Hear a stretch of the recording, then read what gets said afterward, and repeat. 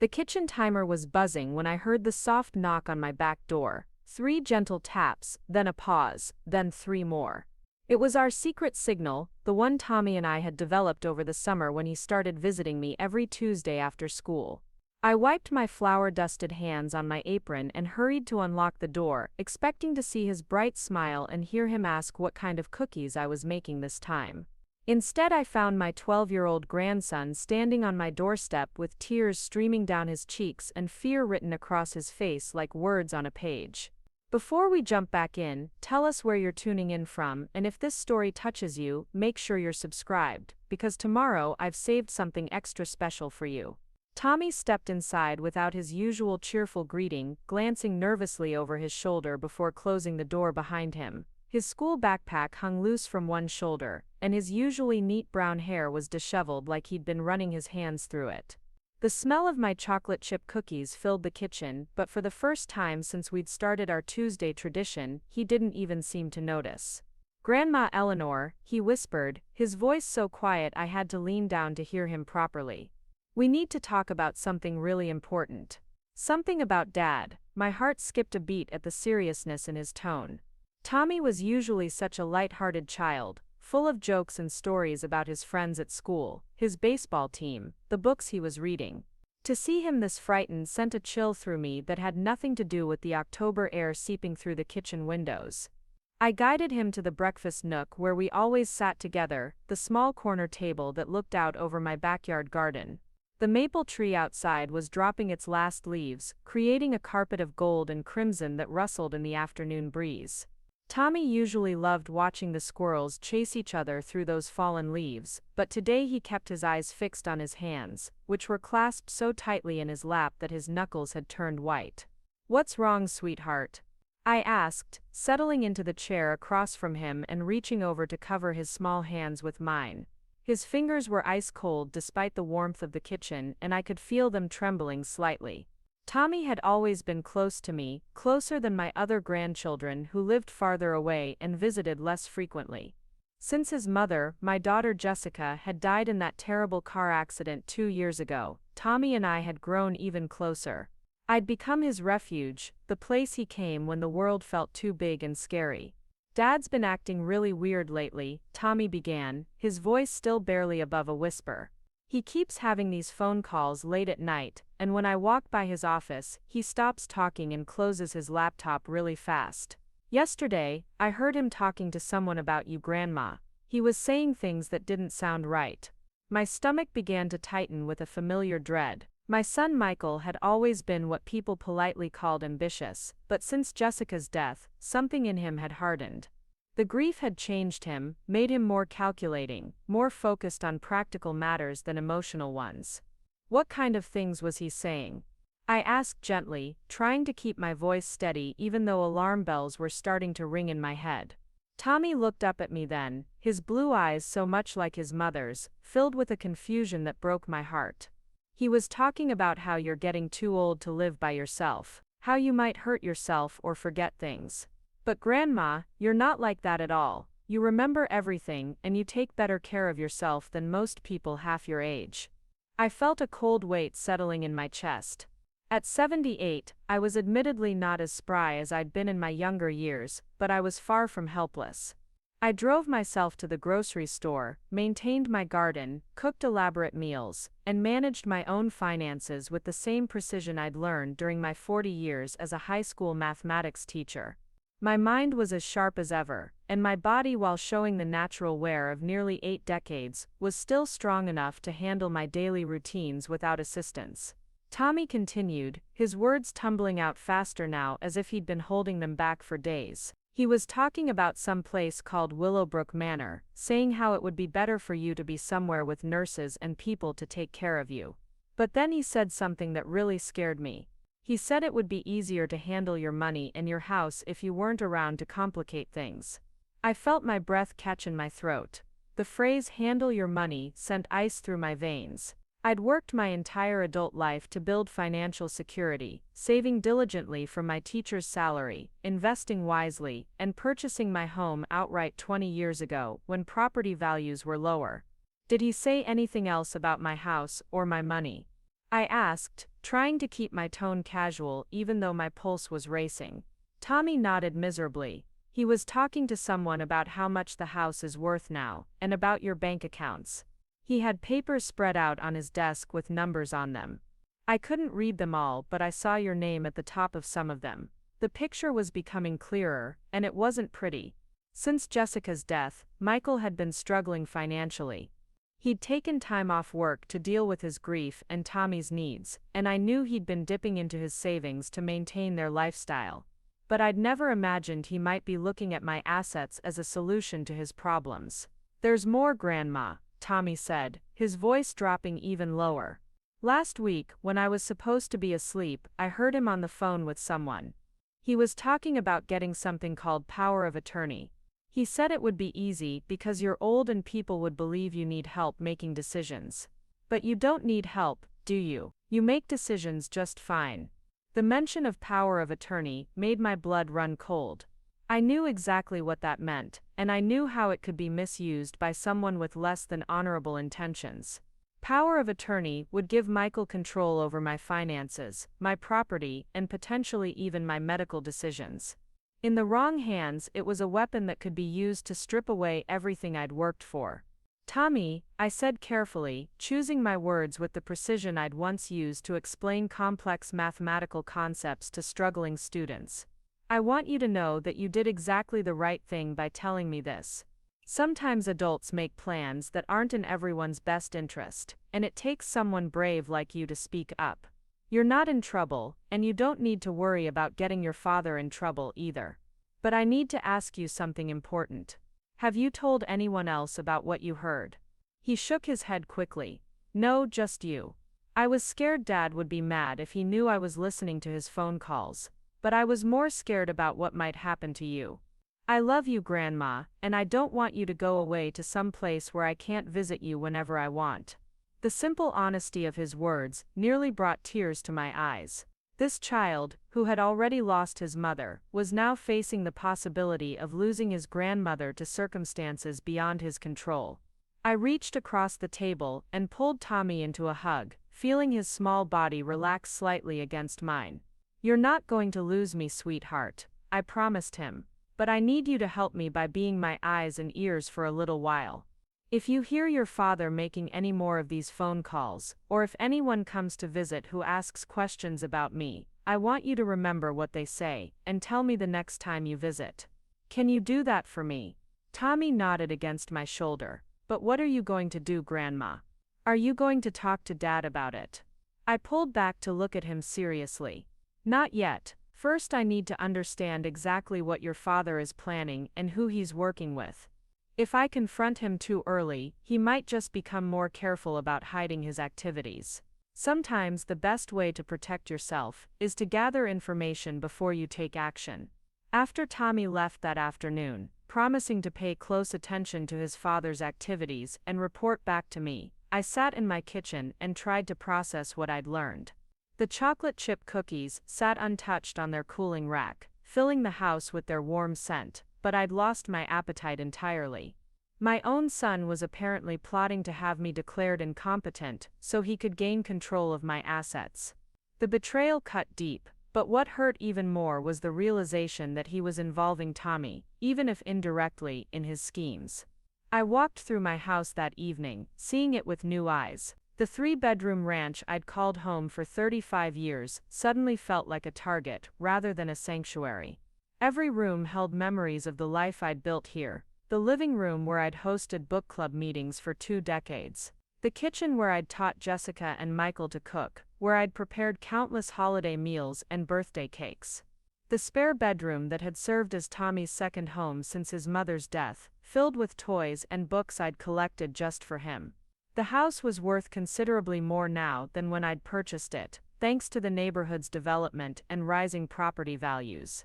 Combined with my savings and retirement accounts, I represented what Michael clearly saw as a substantial financial opportunity. But to me, these weren't just assets to be liquidated. They were the foundation of my independence, the security I'd worked decades to achieve, and the legacy I'd hoped to leave to my grandchildren when the time came naturally. That night, I made a decision that would prove to be crucial in the days ahead. I called my longtime friend Margaret, who had retired from her law practice 5 years earlier but still maintained contacts in the legal community. Margaret and I had taught at the same high school for 15 years before she'd changed careers to become an attorney, and I trusted her judgment implicitly. "Eleanor," Margaret said after I'd explained the situation, "you need to take this seriously. Financial abuse of elderly family members is more common than people realize, and it often starts exactly the way you're describing. The fact that your grandson overheard specific conversations about power of attorney and asset management suggests this isn't just wishful thinking on Michael's part. He's actively planning something." Margaret recommended that I contact a law firm specializing in elder law, but she also suggested something else that hadn't occurred to me. She advised me to start documenting everything, creating a paper trail that would demonstrate my mental competency and my awareness of any attempts to manipulate or coerce me. "Keep a detailed journal," she said. "Write down dates, times, and exact quotes whenever possible. If this situation escalates, you'll need evidence to protect yourself." I spent the next several days in a state of heightened awareness, paying attention to details I might normally have overlooked. Michael called me twice during that period, conversations that seemed routine on the surface, but took on a different tone when viewed through the lens of Tommy's revelations. During the first call, Michael asked detailed questions about my daily routine, my health, and whether I'd been having any problems managing my household tasks. Questions that could have been interpreted as loving concern from a devoted son, but which I now recognized as intelligence gathering. Preparing and narrating this story took us a lot of time, so if you are enjoying it, subscribe to our channel. It means a lot to us. Now, back to the story. The second call was even more telling. Michael mentioned that he'd been talking to a friend who worked in elder care, someone who had recommended Willowbrook Manor as an excellent facility for seniors who wanted to simplify their lives. He painted a picture of a place where I wouldn't have to worry about home maintenance, cooking, or managing finances, where I could focus on enjoying my golden years without the burden of responsibilities that were becoming too much for someone my age. "I'm managing just fine, Michael," I told him, keeping my voice pleasant but firm. "I enjoy taking care of my home and maintaining my independence. I'm not ready to consider that kind of change." There was a pause on the other end of the line, and when Michael spoke again, his tone had shifted slightly. "Of course, Mom. I just want you to know that when you are ready, there are good options available. And if you ever need help making those kinds of decisions, you know I'm here for you." The phrase "help making those kinds of decisions" echoed in my mind long after we'd ended the call. Combined with Tommy's report about power of attorney discussions, it painted a clear picture of Michael's strategy. He was laying groundwork, establishing a narrative that would support his eventual claim that I needed assistance managing my affairs. Tommy's next visit came 3 days later, and he arrived with more information that confirmed my worst fears. "Dad met with a lawyer yesterday," he reported, settling into his usual chair at the breakfast table. I was doing homework in the living room, and I could hear some of their conversation through the office door. The lawyer was explaining something about how to get power of attorney when someone is resistant to the idea. My hands stilled on the tea kettle I'd been filling. "What exactly did you hear them say?" Tommy's face scrunched up in concentration as he tried to remember the exact words. "The lawyer said something about getting doctors to say you have dementia or Alzheimer's, even if you don't really have it. He said some doctors will write reports if you explain the situation right, especially if they think the family is trying to help." Dad asked about how long it would take, and how much it would cost. The casual discussion of fabricating medical evidence made my stomach turn. This wasn't just financial manipulation, it was a coordinated effort to destroy my reputation and my legal standing.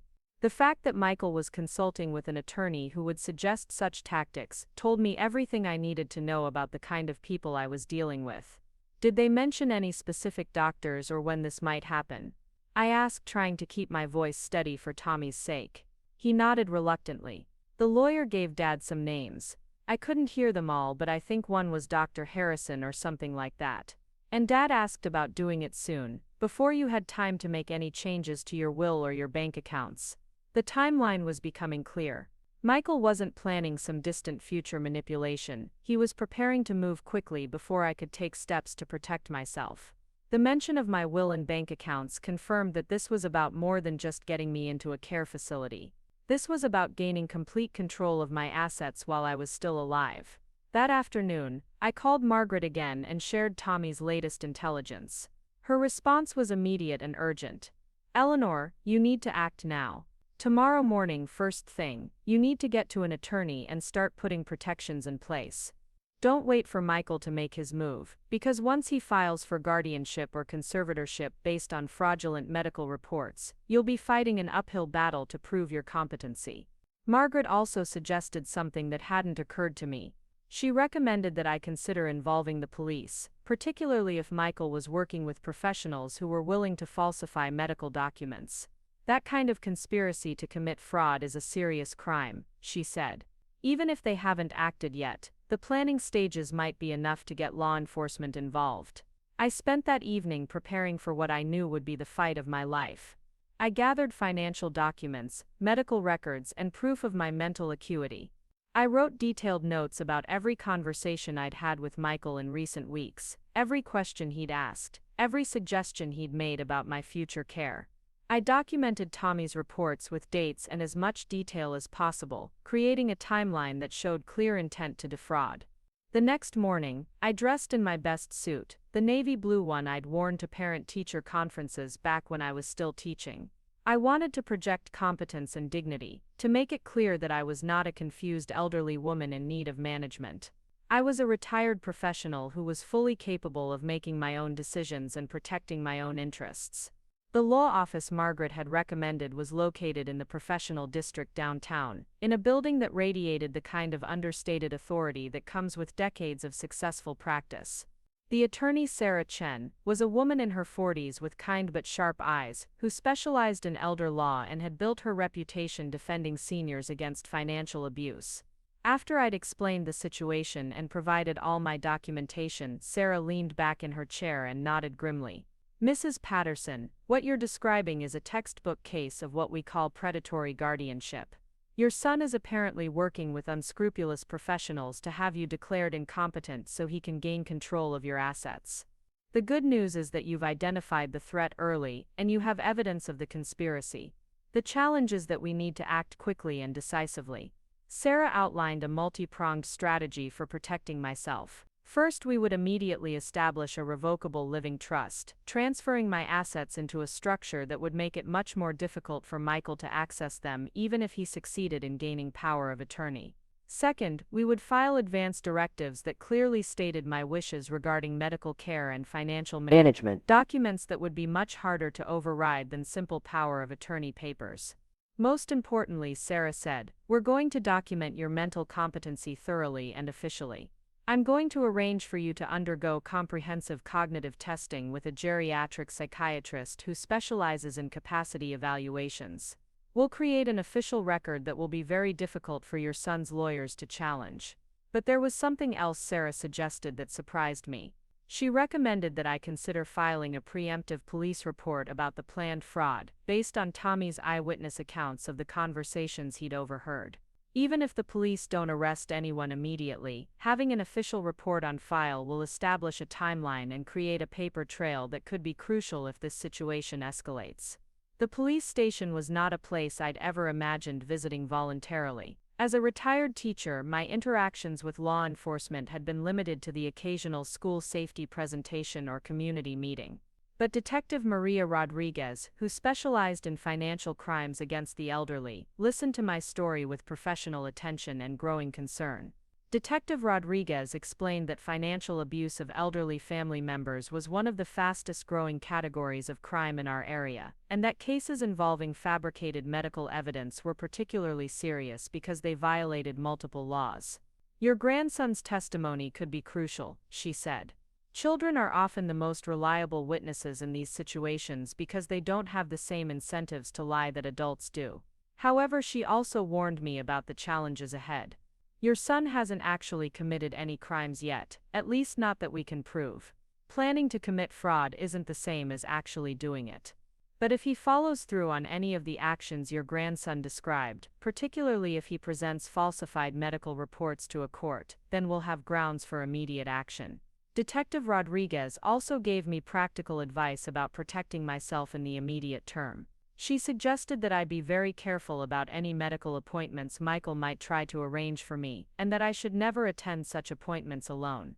Any doctor who agrees to falsify a competency evaluation is going to want to isolate you from potential witnesses, she explained. Always bring someone you trust, and consider recording the conversation if that's legal in your state. Over the next week, I followed through on all the protective measures Sarah and Detective Rodriguez had recommended. The cognitive testing was thorough and thankfully confirmed what I already knew about my mental acuity. Emily Foster, the geriatric psychiatrist who conducted the evaluation, was impressed by my performance on the battery of tests designed to assess memory, reasoning, and decision-making capacity. Mrs. Patterson, Dr. Foster told me, after reviewing my results, you scored in the top 10th percentile for people your age group. Your cognitive function is excellent, and there's absolutely no evidence of dementia, Alzheimer's, or any other condition that would impair your ability to make sound decisions about your life and finances. I'm going to document this very thoroughly in my report, and I'm also going to include my professional opinion that any claim of incompetency would be completely unfounded. The trust documents were completed and signed, effectively placing my major assets beyond Michael's reach, even if he managed to gain power of attorney over my personal affairs. Sarah explained that the structure we'd created would require a much higher legal standard to challenge, and that any attempt to do so would trigger automatic notifications to both her office and Detective Rodriguez. But the most difficult part of the process was preparing Tommy for what might come next. During his next Tuesday visit, I sat him down at our usual table and explained as gently as possible that his father's plans were progressing, and that I was taking steps to protect both of us. Tommy, I said, what you told me about your father's conversations probably prevented something very bad from happening to me. But I need you to know that things might get difficult at home for a while. Your father might become angry when he realizes his plans aren't working, and he might try to blame you for interfering. The fear in Tommy's eyes nearly broke my heart, but I knew I had to be honest with him. If that happens, I want you to remember that you did nothing wrong. You protected someone you love from people who wanted to hurt them. That takes courage, and I'm proud of you for being brave enough to speak up. I also gave Tommy specific instructions about what to do if his father tried to restrict his visits to me, or if he overheard any conversations about moving forward with medical evaluations or legal proceedings. We established new communication protocols, including a code word he could use if he needed to contact me urgently, but couldn't speak freely. The confrontation I'd been dreading came sooner than expected. The following Saturday morning, Michael arrived at my door with a folder of papers and a serious expression that I now recognized as his business face. He was accompanied by a woman I didn't recognize, someone in her 50s wearing the kind of professional attire that suggested she was either a lawyer or a healthcare administrator. Mom, Michael said, without his usual greeting, we need to have a serious conversation about your future. This is Dr. Karen Walsh from Willowbrook Manor. She's here to assess your current living situation and discuss the benefits of transitional care for seniors who are beginning to experience cognitive decline. The phrase cognitive decline hit me like a slap. He was already implementing his strategy, already laying the groundwork for claiming I was incompetent. Dr. Walsh stepped forward with a practiced smile that didn't reach her eyes, extending her hand in a gesture that felt more like a medical examination than a social greeting. Mrs. Patterson, she said in the kind of overly cheerful tone people use when they're talking to children or pets. Your son has expressed some concerns about your ability to maintain this lovely home safely. I'm here to help evaluate your needs and explore options that might better support your well-being. I didn't invite either of you into my home, I said firmly, keeping my hand on the door handle and making no move to step aside. And I haven't given anyone permission to assess my living situation or discuss my future without my consent. Michael's jaw tightened slightly, but his voice remained carefully controlled. Mom, we've talked about this. You need help, and Dr. Walsh is qualified to determine what kind of support would be most appropriate. What qualifications would those be? I asked Dr. Walsh directly. Are you a medical doctor? A licensed psychiatrist? A geriatrician? Dr. Walsh's practiced smile faltered slightly. I'm a licensed clinical social worker who specializes in elder care assessment. I work with families to identify appropriate care solutions for aging relatives. So you're not actually qualified to diagnose cognitive decline or assess mental competency, I said. You're a salesperson for a care facility, and my son has brought you here under false pretenses. I think it's time for both of you to leave my property. Michael's careful control finally cracked. Mom, you're being unreasonable. Dr. Walsh is trying to help. And your refusal to even discuss your options proves that you're not thinking clearly about your situation. You can't live alone forever. And the longer you wait to make sensible decisions, the fewer options you'll have. The veiled threat was clear enough, but I was ready for it. Michael, I said calmly. I've recently undergone comprehensive cognitive testing by Dr. Emily Foster, a board-certified geriatric psychiatrist. The results confirm that my mental acuity is excellent and that I'm fully capable of making decisions about my life and my future. If you'd like a copy of that report, you can request it through my attorney Sarah Chen. The look of shock on Michael's face was almost worth the stress of the entire situation. He clearly hadn't expected me to be prepared, hadn't anticipated that I might take proactive steps to protect myself. Dr. Walsh, meanwhile, was already backing away from the door, apparently recognizing that her services wouldn't be needed after all. I also want you to know, I continued, that I'm aware of your financial difficulties and your plans to use power of attorney to gain access to my assets. I've taken steps to protect myself legally, and any attempt to proceed with fraudulent claims about my competency will be met with appropriate legal action. Michael's face flushed red with a combination of anger and embarrassment. How did you know about, he began, then stopped himself, clearly realizing he was about to admit to something incriminating. The question told me everything I needed to know about the accuracy of Tommy's reports. Your grandson loves you very much, I said quietly. And he was worried about some conversations he overheard. Children notice more than adults think they do, and they speak up when they see something that frightens them. You might want to remember that the next time you're planning something that could hurt the people he cares about. After Michael and Dr. Walsh left, I called Detective Rodriguez to report the attempted assessment and to provide her with additional evidence of the ongoing conspiracy. She was particularly interested in Dr. Walsh's involvement, explaining that some care facilities employed questionable tactics to recruit new residents, especially when family members were motivated by financial gain rather than genuine concern. Detective Rodriguez also confirmed what I'd suspected about the legal implications of Michael's actions. The fact that he'd brought a non-medical professional to my home under the pretense of conducting a competency assessment could potentially constitute fraud, especially if Dr. Walsh had been instructed to write a report supporting claims of cognitive decline regardless of what she observed. But the detective also warned me that Michael was likely to escalate his efforts now that he knew I was aware of his plans. People who are desperate for money sometimes make increasingly poor decisions when their initial strategies fail, she said. Keep documenting everything, stay in close contact with your attorney, and don't hesitate to call us if your son does anything that feels threatening or coercive. That afternoon, Tommy called me using the emergency number I'd given him, speaking in whispers that told me he was hiding somewhere in his house. Grandma, he said urgently, Dad's really mad. He's been yelling on the phone with someone about how you ruined everything. And he said something about making you pay for embarrassing him. The threat implicit in Tommy's report sent a chill through me, but it also steeled my resolve. I'd spent my entire career dealing with difficult people in challenging situations, from unruly students to demanding parents to bureaucratic administrators. I wasn't about to be intimidated by my own son, no matter how desperate or angry he became. But I was worried about Tommy. A child shouldn't have to navigate this kind of family conflict, shouldn't have to choose between loyalty to his father and protection for his grandmother. I made a decision that would prove crucial in the days ahead. I was going to make sure that no matter what happened between Michael and me, Tommy would be protected and cared for. The next phase of Michael's campaign began 3 days later with a phone call that came at 6 in the morning, early enough to suggest urgency, but late enough to ensure I'd be awake. When I answered, I heard an unfamiliar voice identifying himself as Dr. Harrison from the Regional Medical Center. Mrs. Patterson, the voice said with practiced authority, your son Michael has asked me to contact you regarding some concerning health symptoms he's observed. He scheduled an appointment for you this morning at 9 o'clock for a comprehensive evaluation. We have an opening due to a cancellation, and given the urgency of the situation, we'd prefer not to delay.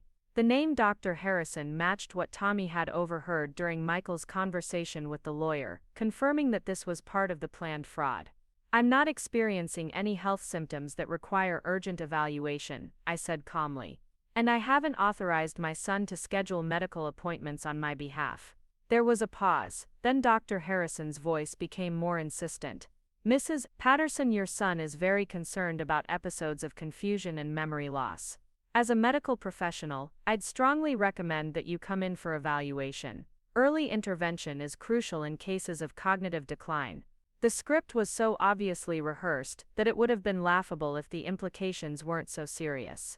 Dr. Harrison, I said, I'm going to need you to verify your credentials and explain exactly what symptoms my son claims to have observed.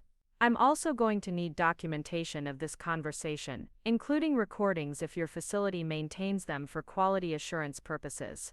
Another pause, longer this time. Ma'am, I think there may be some confusion here. Perhaps it would be better if your son called to clarify the situation.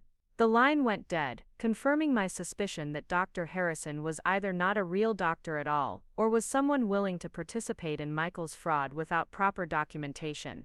I immediately called Sarah Chen to report the incident and Detective Rodriguez to add it to the growing file of evidence. Both were pleased that I'd handled the situation correctly by demanding verification and documentation, but both were also concerned about the escalation in Michael's tactics. Sarah scheduled an emergency meeting for that afternoon to discuss additional protective measures, including the possibility of seeking a restraining order if Michael continued to engage in harassment or fraudulent activities. She also recommended that I consider changing my locks and installing a security system, precautions that seemed extreme but were becoming increasingly necessary. The most difficult conversation was with Tommy during his next visit. He arrived looking exhausted and stressed, reporting that the atmosphere at home had become tense and uncomfortable since Michael's failed attempt to have me assessed by Dr. Walsh. Dad keeps asking me questions about what we talk about when I visit you. Tommy said, his young face creased with worry. He wants to know if you ever seem confused or if you forget things. I told him you remember everything, and that you're really smart, but that made him more angry. He said I don't understand adult things and that sometimes people hide their problems from children. The manipulation of a child was perhaps the most disturbing aspect of Michael's campaign. He was trying to turn Tommy into an unwitting accomplice, using him to gather intelligence while simultaneously planting seeds of doubt about my competency. It was psychological abuse of both Tommy and me, and it strengthened my resolve to see this through to whatever conclusion was necessary. Tommy, I said gently, your father is under a lot of stress right now, and sometimes stress makes people say and do things they wouldn't normally consider.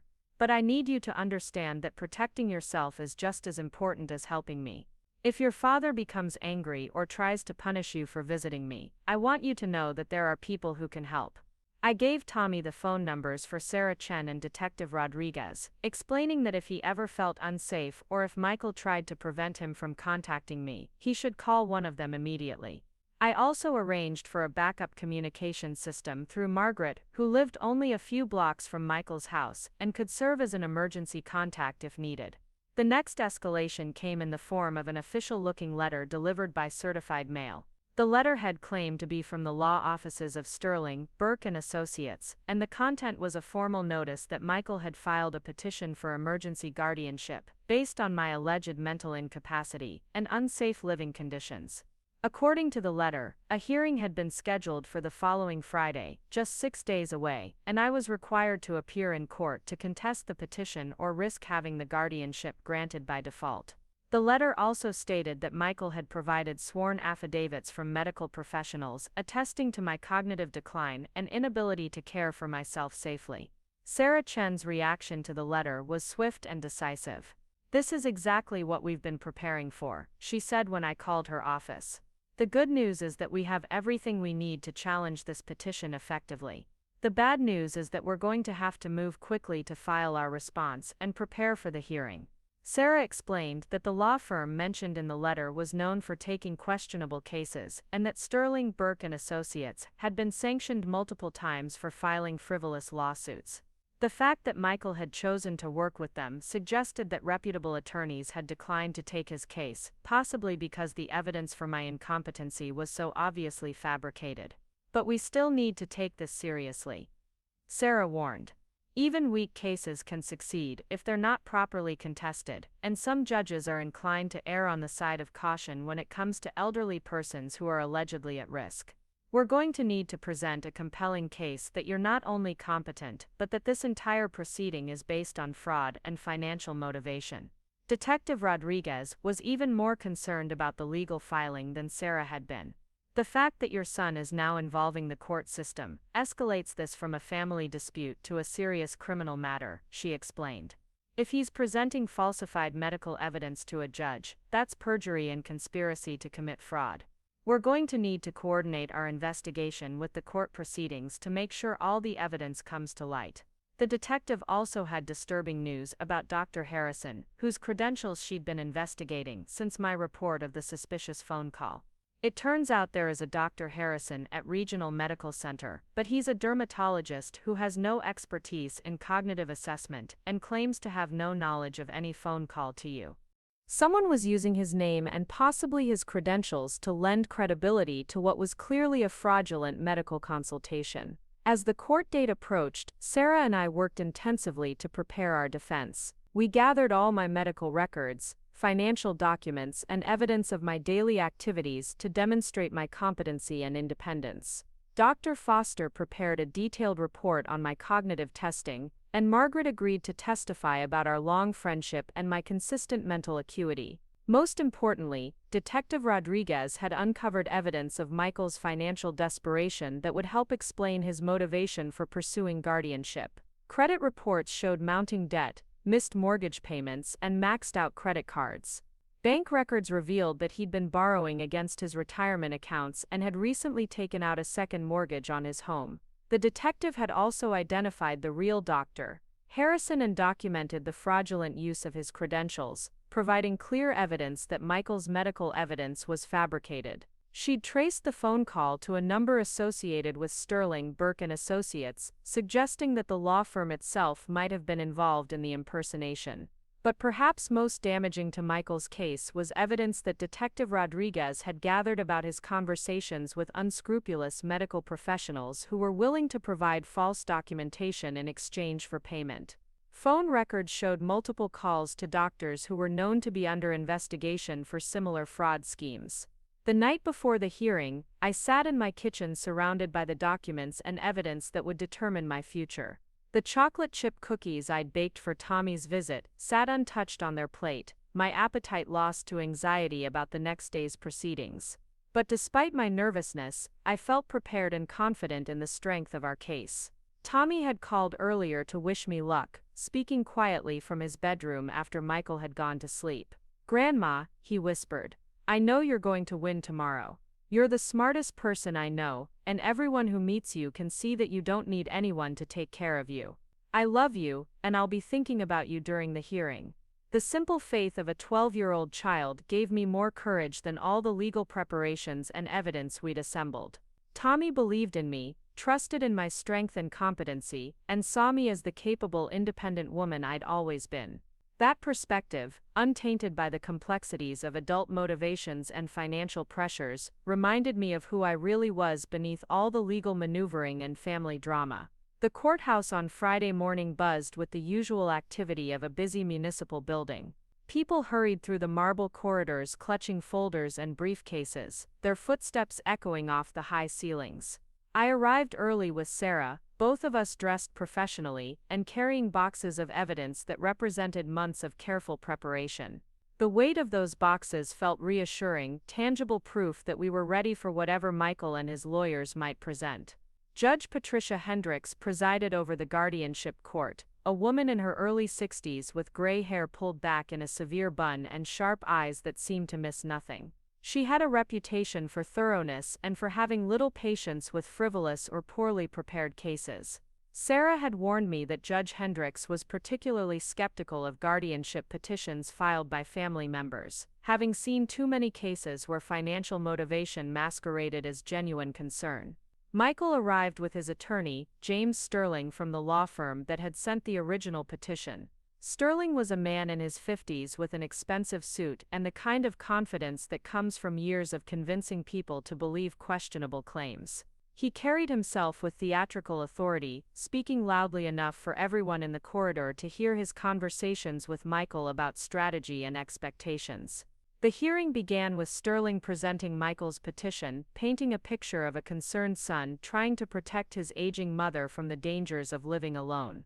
He spoke about my alleged confusion, my supposed inability to manage household tasks safely, and my apparent resistance to accepting help that any reasonable person would welcome. His presentation was smooth and practiced, clearly designed to appeal to stereotypes about elderly women and their presumed fragility. Sterling called Michael as his first witness, and my son took the stand with an expression of sorrowful determination that might have been convincing if I hadn't known the truth about his motivations.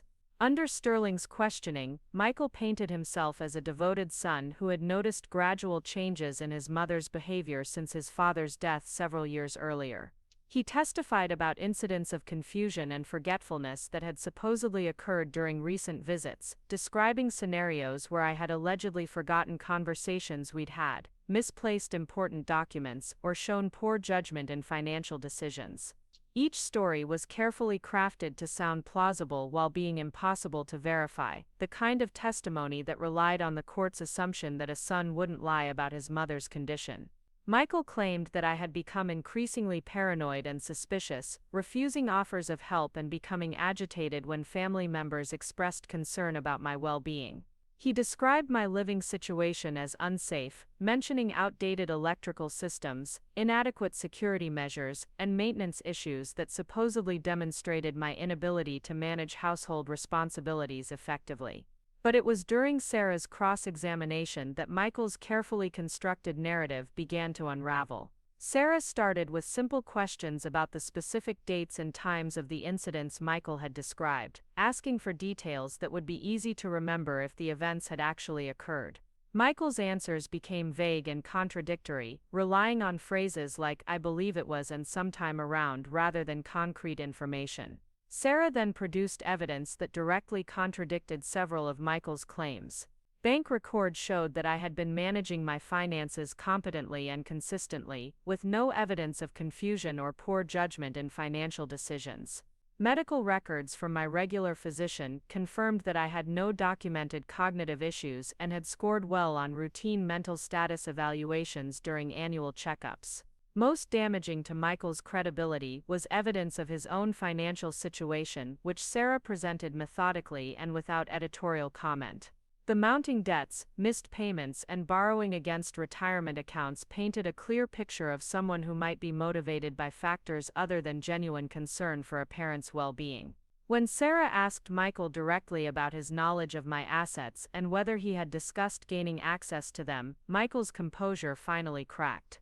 His answers became defensive and evasive, and he eventually invoked his Fifth Amendment right against self-incrimination when Sarah pressed him about conversations with potential medical witnesses. Sterling's next witness was Dr. Rachel Morrison, who claimed to be a geriatrician who had evaluated me and found evidence of cognitive decline. Morrison presented herself as a concerned medical professional who had observed signs of dementia during what she described as a comprehensive assessment conducted at Michael's request. But Sarah was prepared for this testimony as well. She had investigated Dr. Morrison's credentials and discovered that while she was indeed a licensed physician, her specialization was in emergency medicine rather than geriatrics. More importantly, Dr. Morrison had no record of ever having met me or conducted any kind of evaluation, comprehensive or otherwise. Under Sarah's questioning, Dr. Morrison's testimony fell apart completely. She couldn't provide specific details about when or where this alleged evaluation had taken place, couldn't describe the tests she had supposedly administered, and couldn't explain why there was no documentation of our meeting in her official records.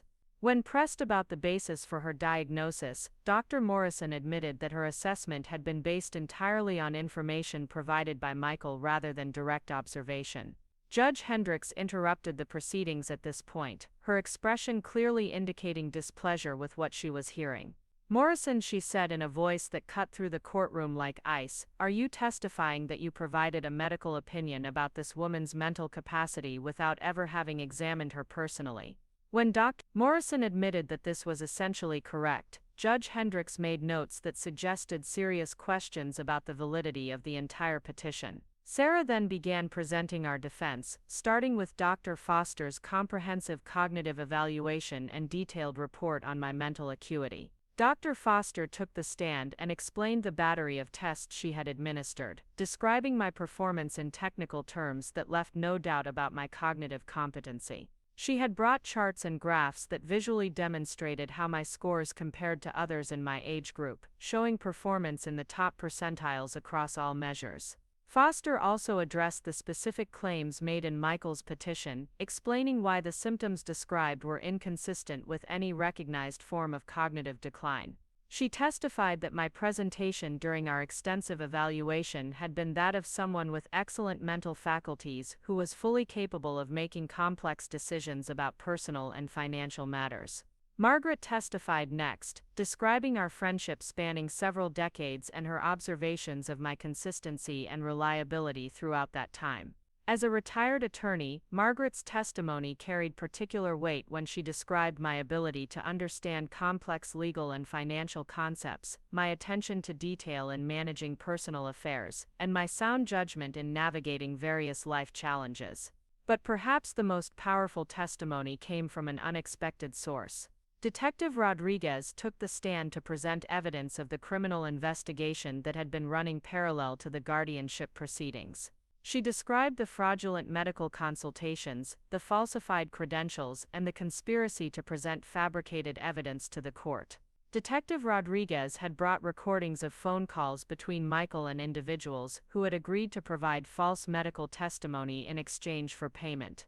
The recordings were devastating, capturing Michael discussing specific strategies for convincing a judge of my incompetency and calculating the financial benefits he would gain from accessing my assets. The detective also presented evidence of Michael's attempts to manipulate Tommy into providing information that could be used against me, including recordings of conversations where Michael had tried to coach his son to report incidents of confusion or dangerous behavior that had never actually occurred.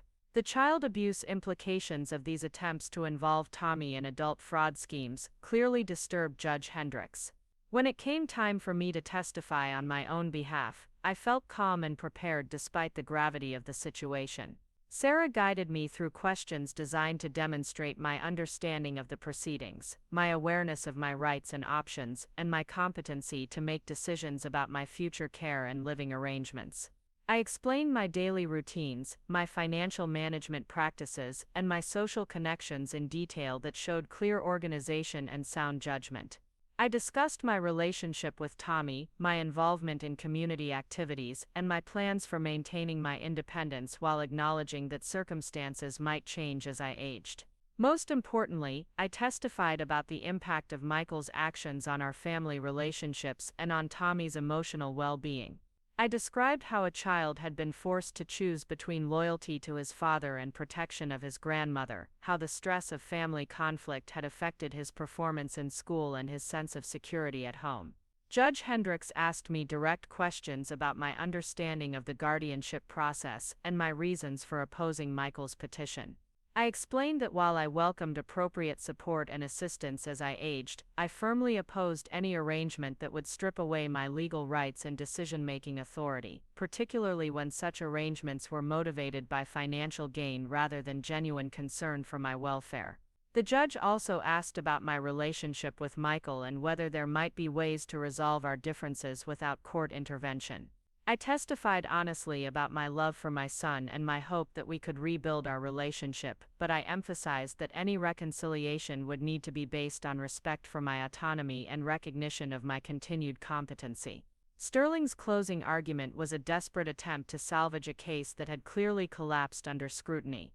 He argued that elderly persons often present well in formal settings while struggling with daily life challenges, suggesting that my competent testimony actually demonstrated the need for protective oversight. He claimed that family conflicts were natural when adult children tried to help aging parents who were in denial about their declining capabilities. But Sterling's arguments rang hollow in light of the evidence that had been presented. His client's credibility had been destroyed by contradictory testimony and documented attempts at fraud. His medical witnesses had been exposed as either incompetent or dishonest. His entire case had been revealed as an elaborate scheme motivated by greed rather than genuine concern. Sarah's closing argument was methodical and devastating. She reviewed the evidence of my cognitive competency, my successful management of personal affairs, and my active engagement in community life. She contrasted this reality with the fabricated picture painted in Michael's petition, pointing out specific instances where testimony had been contradicted by documentary evidence. Sarah also addressed the broader implications of the case, arguing that approving guardianship based on falsified evidence would set a dangerous precedent that could be used to victimize other elderly persons who possessed assets that family members wanted to access. She emphasized that the legal system's role was to protect vulnerable persons from exploitation, not to facilitate such exploitation by providing judicial cover for family fraud schemes. Judge Hendricks took only 20 minutes to reach her decision. When court reconvened, her expression left no doubt about the outcome before she spoke a single word. The petition for guardianship filed by Michael Patterson is hereby denied, she announced in a voice that carried the full weight of judicial authority. Furthermore, this court finds that the petition was without merit and appears to have been motivated by financial considerations rather than genuine concern for Mrs. Patterson's well-being. The judge continued with observations that went beyond the immediate case. The evidence presented today raises serious questions about attempted fraud, perjury, and elder abuse. I am referring this matter to the District Attorney's Office for investigation of potential criminal charges against Mr. Patterson and his associates. Additionally, I am ordering that Mr. Patterson have no authority to make medical or financial decisions on behalf of Mrs. Patterson without her explicit written consent. Judge Hendricks also addressed the broader family situation, expressing particular concern about the impact on Tommy.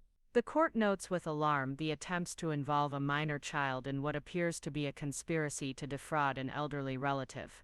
Child Protective Services will be contacted to ensure that appropriate safeguards are in place to protect this child from further manipulation or abuse. As the gavel fell and the hearing concluded, I felt a profound sense of relief mixed with sadness about what this victory had cost our family. Michael sat slumped in his chair, the reality of his failed scheme and its consequences finally sinking in. Sterling was already packing up his briefcase with the efficient movements of someone who knew when a case was lost beyond recovery. Detective Rodriguez approached me after the hearing to explain the next steps in the criminal investigation. "The evidence presented today gives us everything we need to file charges," she said. "We'll be seeking indictments for conspiracy to commit fraud, attempted elder abuse, and perjury. The individuals who agreed to provide false medical testimony will also face charges for their participation in the scheme." But the detective also warned me about potential retaliation from Michael, whose desperation had only intensified with his legal defeat. "People who go to these lengths to access someone else's money sometimes become dangerous when their plans fail," she explained. "I'd recommend taking additional security precautions and reporting any contact that feels threatening or coercive." Sarah echoed these concerns while expressing satisfaction with the legal outcome. "We won today because we were prepared and because the evidence was overwhelming," she said, "but this kind of family conflict rarely ends with a court decision. You'll need to remain vigilant about protecting yourself and your assets, and you'll need to think carefully about what kind of relationship, if any, you want to maintain with Michael going forward." The question of family relationships weighed heavily on my mind as I drove home from the courthouse that afternoon. Michael was still my son, despite everything he had done. Tommy was still my grandson, and he loved both his father and his grandmother, despite being caught in the middle of our conflict. The challenge would be finding a way to protect myself and Tommy while leaving open the possibility of healing if Michael was willing to acknowledge his mistakes and make genuine changes. That evening, Tommy called me from a friend's house where he was spending the weekend. His voice was subdued but relieved when I told him about the court's decision. "Does this mean Dad can't make you move away from your house?" he asked with the direct clarity that children bring to complex situations. "That's exactly what it means," I assured him. "The judge said I'm perfectly capable of making my own decisions about where I live and how I take care of myself." But Tommy's next question was harder to answer. Is Dad going to go to jail? The possibility was real, given the criminal charges that were likely to be filed. I explained as gently as possible that his father had made some very serious mistakes that might have legal consequences, but that whatever happened, Tommy would be loved and cared for by people who wanted to keep him safe. Over the following weeks, the criminal investigation proceeded with the thorough efficiency that Detective Rodriguez had promised. Michael was arrested and charged with conspiracy to commit fraud, attempted elder abuse, and perjury. Morrison faced similar charges for her role in providing false medical testimony. Several other individuals who had been prepared to participate in the fraud scheme were also arrested as the investigation expanded. The arrest was difficult for Tommy, who had to deal with the shame and confusion of having a father facing criminal charges. Social services became involved as Judge Hendricks had ordered, but their investigation concluded that Tommy was not in immediate danger and could remain in Michael's custody pending the resolution of the criminal case. I made the difficult decision to maintain contact with Tommy while limiting my interactions with Michael. The boy needed stability and support during an incredibly stressful time, and I wasn't willing to let him become another casualty of his father's poor choices. We continued our Tuesday afternoon visits, though I now picked Tommy up from school rather than having him walk to my house alone. Michael's financial situation continued to deteriorate as legal fees mounted and his employment prospects diminished. The criminal charges made it impossible for him to work in the insurance industry, and his mounting debts forced him to sell his house and move to a smaller rental property. The irony wasn't lost on me that his attempts to access my assets had ultimately left him in a worse financial position than when he'd started. But perhaps the most significant development came 6 months after the court hearing, when Michael called me for the first time since his arrest. His voice was subdued and careful, lacking the confident manipulation that had characterized our previous conversations. "Mom," he said without preamble, "I need to talk to you about what I did. I know I can't undo any of it, but I want you to understand why it happened and to know that I'm sorry." The conversation that followed was painful but necessary. Michael admitted that his financial desperation had clouded his judgment and led him to rationalize actions that he now recognized as inexcusable. He acknowledged that he had been willing to sacrifice my autonomy and dignity for his own financial benefit and that he had involved Tommy in ways that were harmful and inappropriate. "I don't expect you to forgive me," Michael said. "I don't even know if I can forgive myself. But I need you to know that seeing what I almost did to you and to Tommy has made me realize how far I'd fallen from the person I thought I was. I'm getting help now, financial counseling and therapy, trying to figure out how to rebuild my life without destroying anyone else's." The admission was more than I had expected, and it opened the possibility of eventual reconciliation. But I also made it clear that rebuilding our relationship would require time, consistent change in his behavior, and absolute respect for my independence and decision-making authority. Trust once broken as severely as Michael had broken it couldn't be repaired overnight. As the criminal case proceeded through the court system, Michael eventually accepted a plea agreement that included restitution payments, community service, and mandatory counseling. The plea allowed him to avoid prison time, which was important for Tommy's sake, but it also included a permanent restraining order preventing him from making any legal or financial claims regarding my affairs. Dr. Morrison and the other conspirators faced more severe consequences, with several receiving jail time for their roles in what prosecutors characterized as a sophisticated fraud scheme targeting vulnerable elderly persons. The case received significant media attention and led to legislative proposals for stronger protections against predatory guardianship proceedings. For me, the resolution of the legal case marked the beginning of a new chapter in my life.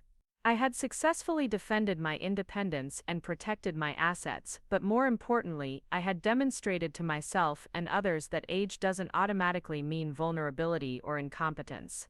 The experience had been traumatic, but it had also been empowering in unexpected ways. I used the aftermath of the case to strengthen my protective measures and plan for my actual future needs.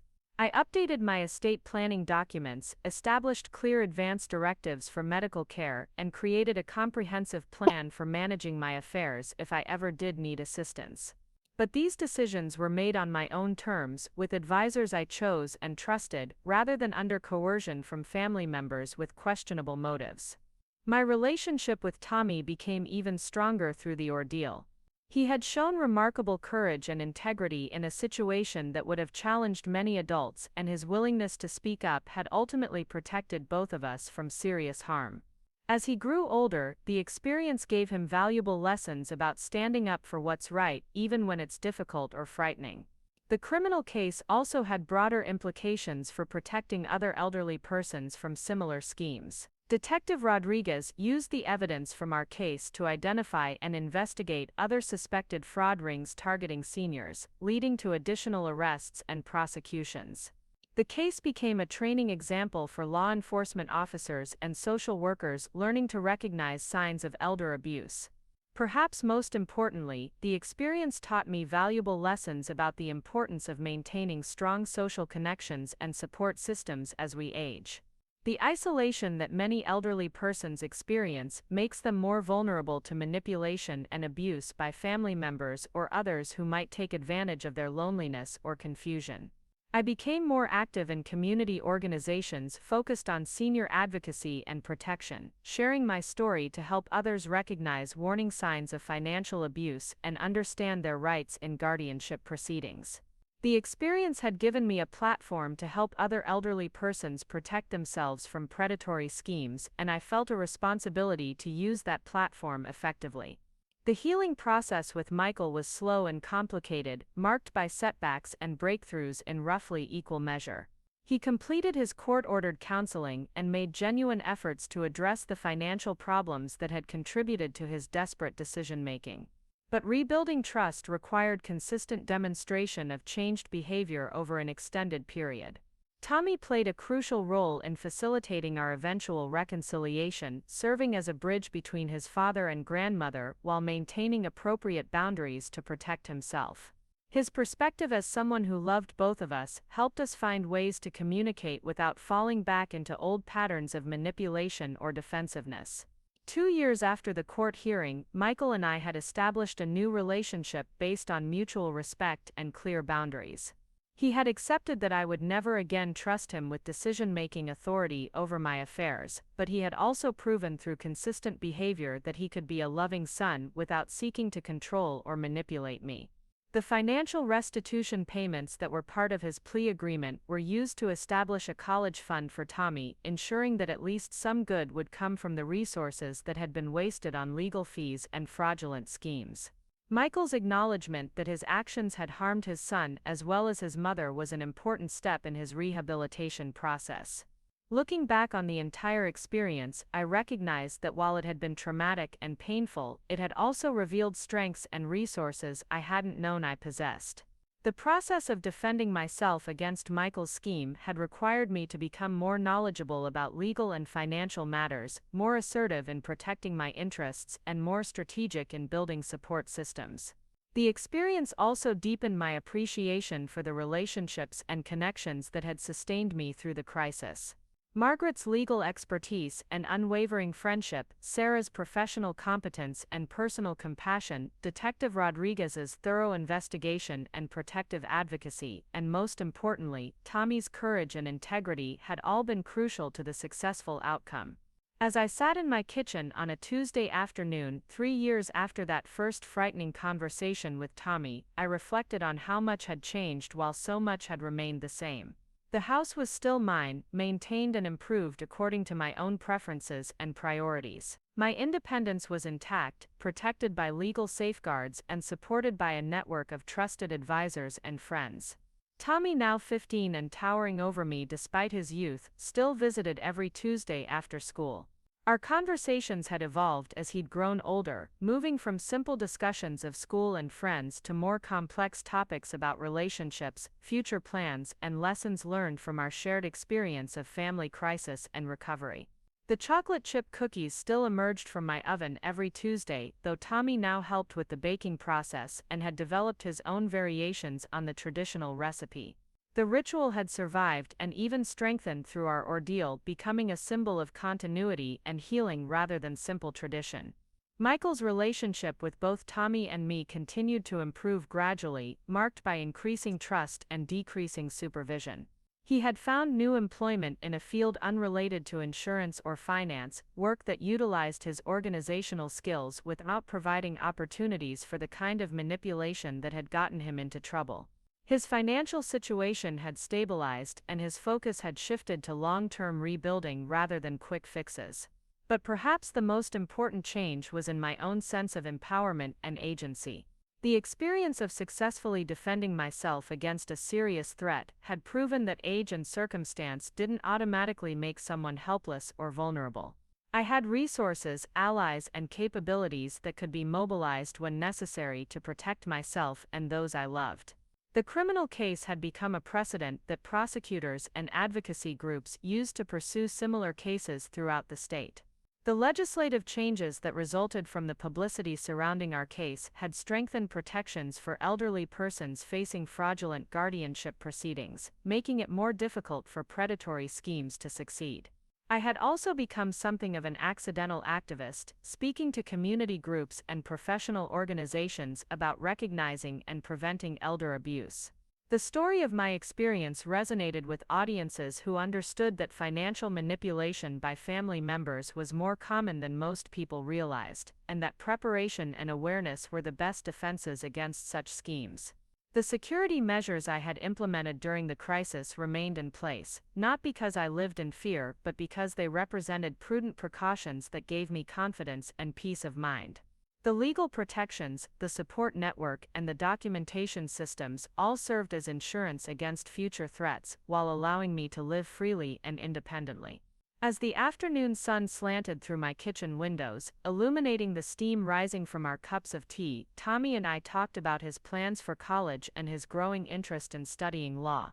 The experience of seeing justice served in our family crisis had inspired him to consider a career in advocacy and protection for vulnerable persons.